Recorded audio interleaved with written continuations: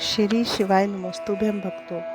श्री शिव महापुराण विद्वेश्वर संहिता 7वां अध्याय। शीर्षक है शिवजी द्वारा विष्णु जी को स्वामित्व प्राप्ति। श्री महादेव जी बोले, हे पुत्रों, तुम कुशल से तो हो? कहो, हमारे शासन में सर्वत्र शांति तो है ना? मैंने सुना है कि ब्रह्मा और विष्णु परस्पर युद्ध कर रहे हैं और तुम लोग बड़े दुखी हो।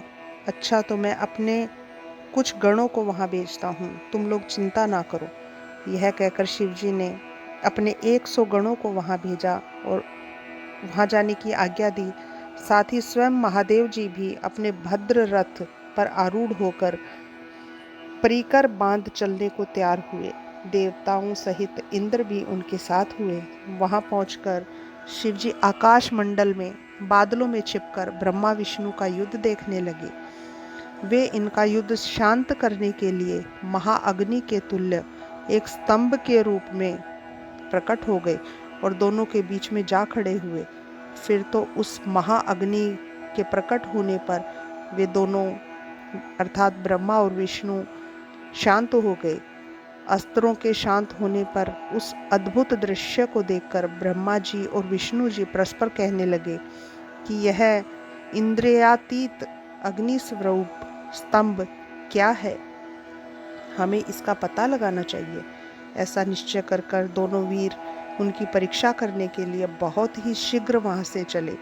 भगवान विष्णु ने शुकर का रूप धारण किया और वे उनके मूल को देखने के लिए नीचे चले गए। ब्रह्मा जी ने हंस का रूप धारण किया और ऊपर की तरफ गमन किया। विष्णु जी पाताल में बहुत दूर तक चलते गए, परंतु स्तंभ का उन्हें कुछ भी पता ना चला। तब वह फिर युद्ध भूमि में लौट आए। उधर विष्णु जी ने आकाश में जाकर केतकी का फूल देखा। उन्हें विश्वास हो गया कि हमने स्तंभ का अंत देख लिया। वे केतकी के फूल के लिए विष्णु के पास केतकी के फूल को लेकर विष्णु जी के पास आ गए। विष्णु जी ने उनके चरण पकड़ लिए। तब ब्रह्मा जी के छल को जानकर ईश्वर वहाँ तत्क्षण प्रकट हो गए और विष्णु जी ने उनके भी चरण पकड़ लिए।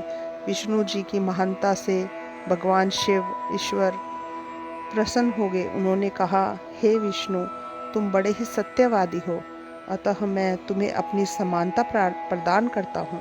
इस प्रकार श्री शिव महापुराण विद्वेश्वर संहिता का 7वां अध्याय समाप्त होता है। श्री शिवाय नमस्तुभ्यं।